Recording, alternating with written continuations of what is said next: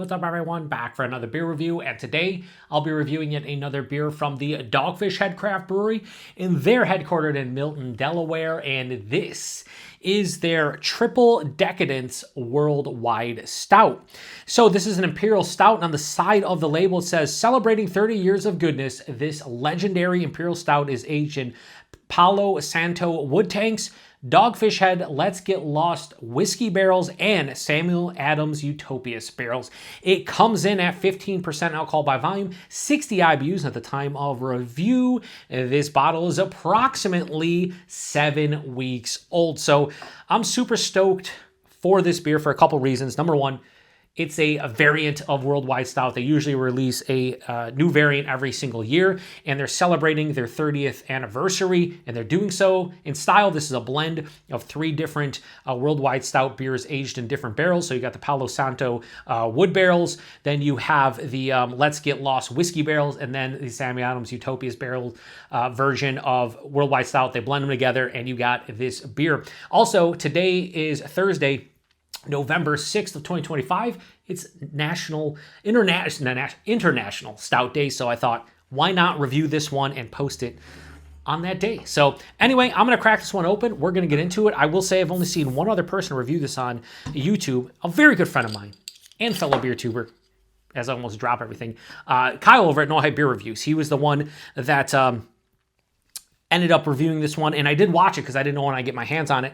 And his couple takeaways as we pour this into the hashtag proper glass were his couple takeaways were that he wished he would have waited about a year to drink this one because it was very boozy, and that the kind of flavors were a little bit muddled because of that. He mentioned that that he wishes he would have bought another bottle or waited a year. And he also said the Palo Santo Marron wood barrel, like the wood aspect of this beer was very intense, where he didn't get as much of the barrel and as much of the base beer as he thought. So with that knowledge, I was like, YOLO, let's just review this. No big deal. But he did pay an exorbitant price. Hopefully you can find an extra bottle or 2 or 4 pack to age, because I found it for the typical price that it always is. So we're in the hashtag proper glassware. As you can see, it's pitch black. It has about a half finger, going to be a thin film momentarily. It is 15% of this straight up brown colored head. Looks really nice in the glass, but kind of what you expect. Again, you can't see anything through it. I'm not even going to show you. It's pitch black. Let's just say that. Let's get a nose. Oh, Jesus Christ. I'm not going to say it's boozy, but it's definitely barrel forward in the nose. Wow, that's an interesting nose. This smells to me, and I've mentioned this before over the years, but not too often. If you've ever had like a huge Imperial Stout or like a barley wine or something, and you drank all of the liquid in your glass, and then maybe you left the glass out for a couple hours and didn't wash it or whatever, and you come back and you smell it, and it has that rich caramelized, like it's caramel, toffee, molasses, butterscotch, just big, like sweet caramelized sugar vibe. That's what this nose smells like to me. And I don't remember Kyle saying that. Of course, everybody's different. We all have different palates, but it's brown sugar to me. It's molasses. It's butterscotch, toffee, caramel, marzipan. There's a huge nuttiness. But on top of that is a blanket of boozy barrel. To me, I'm getting like a spicy whiskey, which would indicate rye whiskey, which I don't know what those Let's Get Lost whiskey barrels are. Maybe we'll find out at the end. Maybe I'll look it up on my phone real quick, but I don't know.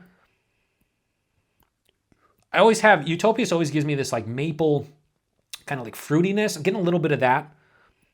But he's right, the wood is huge. It has this huge like woody, it can't say oak because it's not oak, but it has a big like wood kind of like almost like tannin vanilla thing going on. Not straight vanillins because it's maybe not, I don't know. It's very big on the wood though.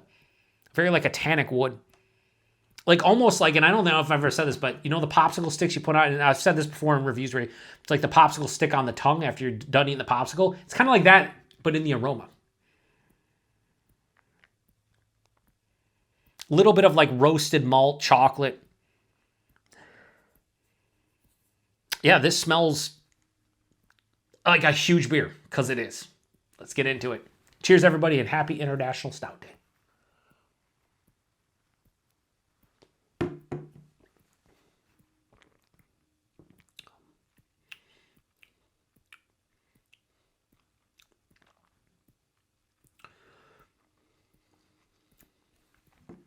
Ooh.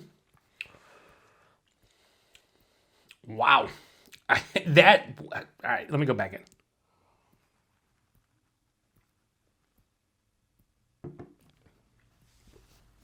I see what Kyle said. I see what he means. I'll just call spade a spade, always honest in my reviews. I'm not getting a ton out of this beer. I know that sounds wild. 15%, blend of 3, barrel-aged World Wide Stout variants.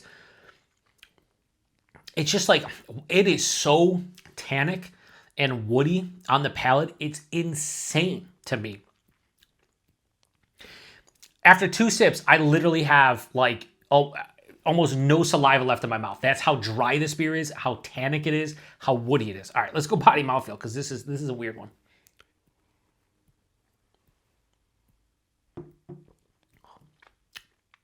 Body is definitely thin to me. This is like lower side of full. It's 15%. It's definitely thin. That might bother some of you out there, and it's bothering me a little bit just because of what this beer is supposed to be. So it's a bit thin. The mouthfeel is nice. It has a nice mild to moderate carbonation. I'd say smack dab in the middle. Probably more approaching moderate. Smooth on the palate as well, though. Mouthfeel's better than the body for sure. Holy fuck. What is even happening? Like, I'll be honest, I'm not getting a lot of booze on the palate. Like, it's not super boozy on the palate. My chest is warm, and then my stomach is on fire. After like 4 sips, my stomach is right now ablaze somehow. Like, I feel it going down. It's fucking wild. Taste. All that crazy shit I said in the nose from like caramel and caramelized sugar and this and that, it did not carry over the taste. It's this generic roasted malt quality. It's roasty, it's toasty. It's a little bit of like a bittering, like baker's chocolate, maybe a touch of coffee. But it doesn't, I don't know how I'm saying this, but I'm saying it anyway. There is not a ton of perceived sweetness on the palate. It's 15%. It has to be sweet. There has to be sweetness here. It's just not coming off on the palate as being overly sweet.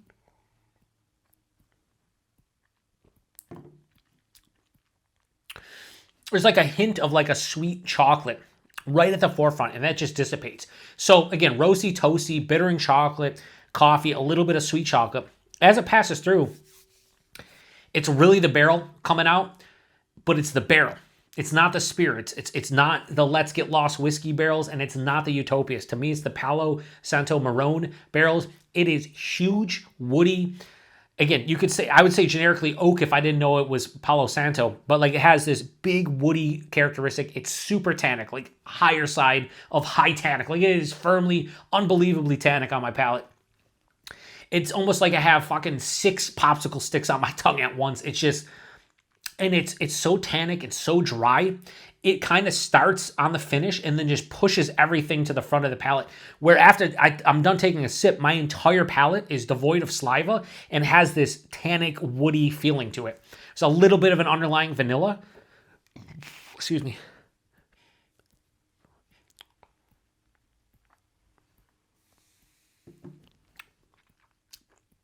I will say the booze on the palate is not bothersome whatsoever. Like, if not for my chest and my stomach having that huge warming sensation and that like woody vibe, I wouldn't guess this is over 12%. Like, it's not that boozy on the palate, like from the spirit aspect and from the alcohol period. But like every single sip, my stomach is just like fucking, it feels like I got an upset stomach, but I don't. I never thought in a million years I'd say I want more sweetness out of this and less. It has not much residual sugar left on the palate. I want more sweetness out of this. I want more character out of this. That wood character. I love Palo Santo Marron from them. Like that, to me, that's a fantastic fucking beer, but I don't remember the Palo Santo barrels being overwhelming like it is in this one. And it's a blended beer too. Like, I don't know, my palate might be off.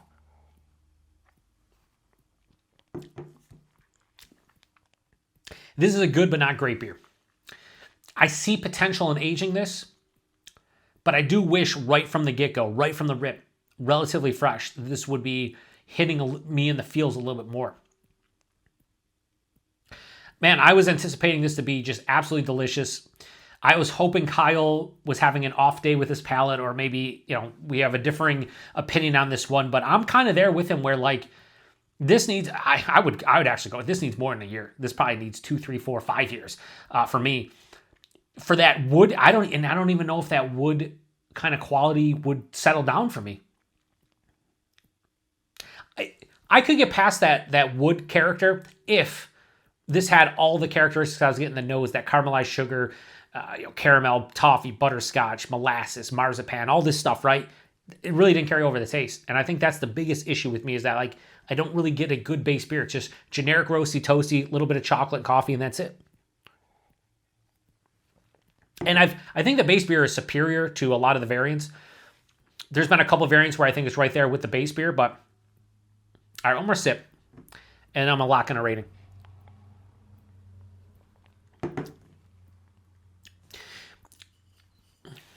This has potential. Let's just say that. Like many big beers like this, it has potential aging. As is, though, man, yeah, I don't know. Like I said, it's good, but not great. So I'm going to give Dogfish Head Craft Brewery their Triple Decadence World Wide Stout, the 30th anniversary release. We'll go 3.75. We'll go 3.85. That's like the best I can do on this one. It is it's a little bit harsh in areas, and it really needs to mellow out, and it needs at least a couple years, in my opinion. All right, price point availability. Here's where I think Kyle said he paid $12.49 for a bottle. I don't know what 4-packs were. He didn't mention. And then someone in the comment section, I remember saying, what was in the comment section? Someone said to me, I don't know. Typically, these go for $40 a 4-pack in New York State, at least in my area, Western New York, and $10 a bottle. That's what I pay for this, $10 a bottle. That's usually the going rate for this, or like, 120-minute, same thing. So if you can get this for $10 a bottle, $40 4-pack, you probably should buy a 4-pack, drink one fresh, see what you think about it, and then head into the other 3 being aged. Excuse me, I might buy one more bottle of this and age it and drink in a couple of years. Fresh, this is just a little bit too much for me. Availability is Dogfish Head. This is one of their newer releases. They released this, I think, back in October. So last month, by the time you see this, yeah, this should still be on the shelves for the next month or two. Highly recommend trying it out to see what you think about it, but this is one of the bigger misses from Dogfish Head from this series, World Wide Stout brand in general. I don't remember any fresh World Wide Stout variant being as disappointing as this to me personally. I could be not remembering that correctly, but I'm pretty sure this is probably the at least enjoyable, at least for me. So anyway, yeah. Right now, as I'm sitting here talking to you, I just, to finish this up, from like right here to my stomach, it's just on fucking fire. This is just on fire.